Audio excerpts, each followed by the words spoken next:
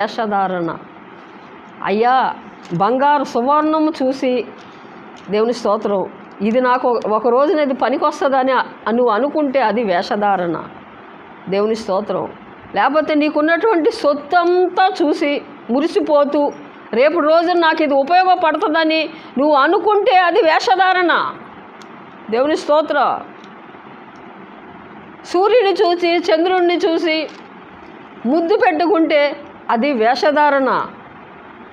దేవుని స్తోత్రం.